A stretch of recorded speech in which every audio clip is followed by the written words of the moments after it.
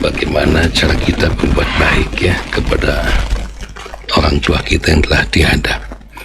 Tema ini sebagai kelanjutan dari tema yang lalu, yaitu berbuat baik kepada, keutamaan berbuat baik kepada teman-teman orang tua kita. Seringkali kita menyesali diri ketika kita ditinggalkan oleh orang tua kita. Apa yang menjadikan faktor menyesali diri? Yang pertama, kita menyesal kadukung dulu tidak pernah hormat, bakti kepada orang tua, membahagiakan orang tua, yang ada malah menyengsarakan, membikin ulah yang menjadikan orang tua pusing karena kita, ya, karena mungkin kita belum dapat hidayah, kita masih ugal-ugalan waktu itu, ya. Ketika orang tua kita meninggal, alhamdulillah Allah berikan hidayah pada kita, baru menyesal. Kenapa dulu aku berbuat jahat pada orang tua? Kenapa dulu aku sih mendolimi, menjengkelkan orang tua? Gitu kan?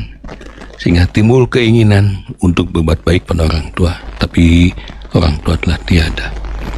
Atau mungkin faktor kedua, alhamdulillah dulu kita pun soleh pada orang tua ketika mereka ada. Ya, namun apa yang ingin dikatakan? Inginnya memberikan kebaikan pada orang tua sebanyak mungkin, namun apa daya, kemampuan yang minimal. Ya, mungkin Anda masih terpuruk, masih terseok-seok, ekonomi masih marat-marit, untuk diri dan keluarga pun sulit misalnya. Nah, ketika Anda sudah sukses sekarang, bahasa kampung mengges jadi jelema, dan barulah jadi jelema, namanya setengah jelema makanya. Itu baru Anda menyesal, si bapak ayah keneh mah, si emak ayah keneh mah, mereka bisa menikmati mobil mewah, villa dan sebagainya. Nah, semua itu timbul penyesalan. Kenapa kita tidak berbuat baik dulu? Hal ini pernah disampaikan sahabat Nabi SAW dalam sebuah hadis, ya. Ya Rasulullah, tepatnya hadis dari Abu Usaid Malik bin Rabi'ah As-Sa'idi radhiyallahu an. Mereka sedang duduk-duduk bersama Nabi SAW. Baina nahnu julusun inda Rasulillahi SAW. Itulah kebiasaan Nabi dalam kehidupannya. Ini bisa kita contoh. Seringkali Nabi duduk-duduk dengan para sahabatnya, bercengkerama, ya tentu hal yang positif. Tiba-tiba ija'ahu rajulun min Bani Salamah, datang seorang laki-laki dari Bani Salamah. Faqala, lantas dia curhat, ya Rasulullah, wahai Rasulullah, hal baqiya min biri abawaya syai abaruhuma bihi ba'da mautihima.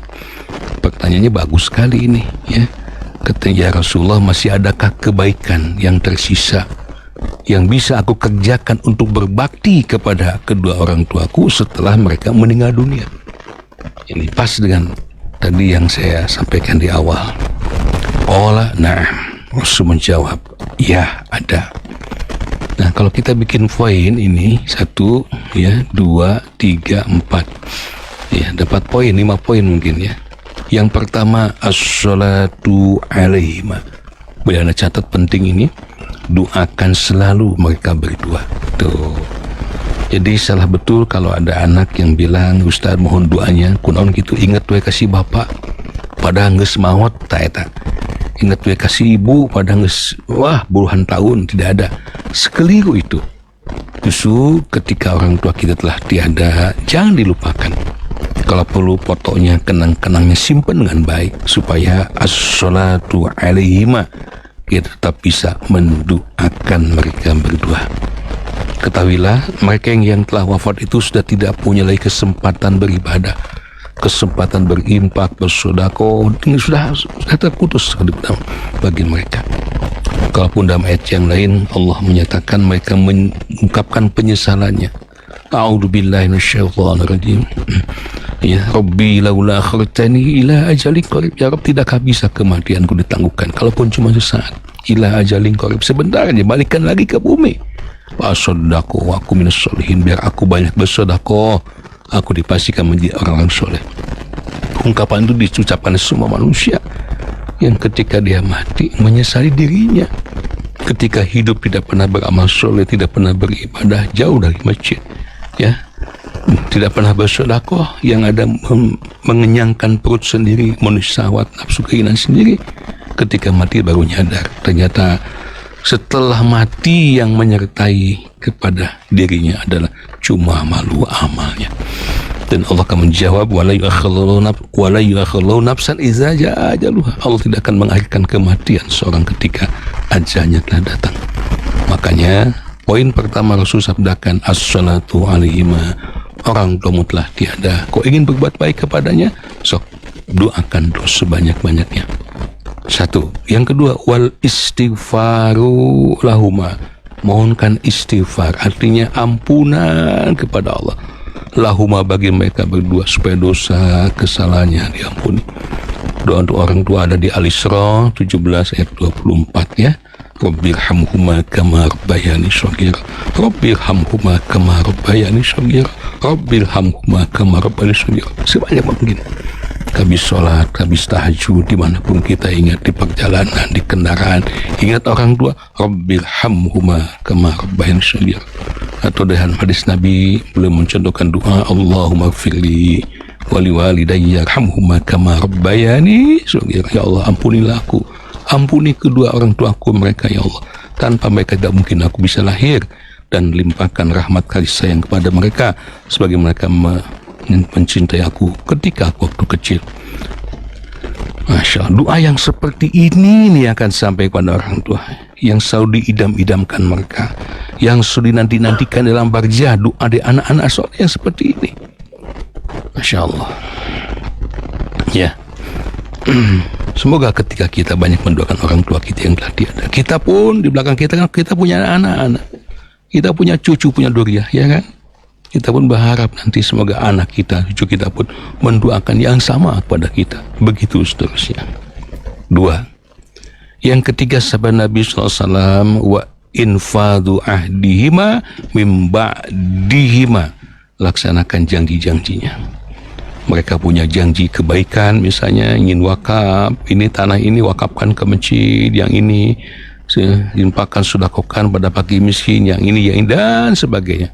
Janji-janji mereka yang belum tertunaikan karena itu adalah kebaikan, laksanakan. Dengan melaksanakan janji mereka, berarti kita sendiri mendapat pahala dan kedua orang tuanya pun dapat pahalanya ya. Kenapa? Nabi katakan tadi, kebaikan yang bisa kau lakukan setelah orang tua tiada ada dengan cara seperti itu. Yang keempat, wasilaturrahimi allati la tusallu illa bihima, menyambungkan tali persaudaraan yang tidak sempat disambungkan kecuali dengan keduanya. Artinya ketika orang tua kita baik kepada teman sejawat, teman kerja, rekan-rekannya dan sebagainya, maka sambungkanlah silaturahim itu, jangan sampai terputus karena orang tua kita telah wafat. Baheula mah kreasi abah tak gitu, kreasi emak di masjid ini anu teu ayeuna mah duh kosong kieu. Jangan sampai posisi orang tua di masjid kosong, jangan sampai lapak ibunda di majelis taklim kosong, isi oleh Anda anak-anaknya, keluarga besar, bahkan lebih banyak lagi ya. Yang kelima, yang terakhir adalah wa ikramus shodiqihima, muliakanlah tamu-tamunya. Mungkin Anda dulu lihat ada orang yang berkunjung ke tempat Anda, disambut orang tua, atau orang tua Anda sering mengunjungi teman-temannya dan penuh kehormatan dan kebaikan. Nah, kebaikan mereka sambungkanlah terus oleh kita. Maka itulah cara berbuat baik kepada orang tua yang telah tiada. Seperti yang contohkan Nabi sallallahu alaihi wasallam ya, hadis dari Aisyah radhiyallahu anha, beliau bercerita, qalas maritu ala ahadin min nisa'in Nabi sallallahu alaihi wasallam maritu ala Khadijah radhiyallahu anha. Beliau jujur ya, aku tidak merasa cemburu terhadap salah seorang semua istri Nabi, kecuali aku cemburu kecemburuan yang melebihi kecemburuanku kepada Khadijah. Pada Siti Khadijah dan telah wafat lama ya, tapi kenapa Aisyah umum ini bercemburu pada Khadijah yang sudah wafat ya, pada istri-istri Nabi yang lainnya masih tidak cemburu.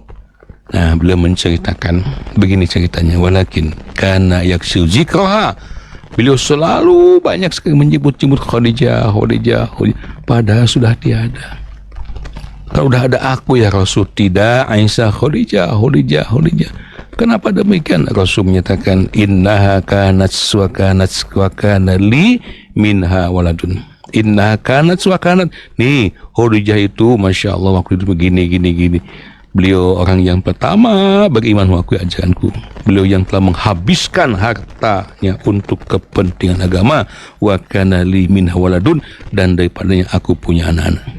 Hadis muttafaq alaih.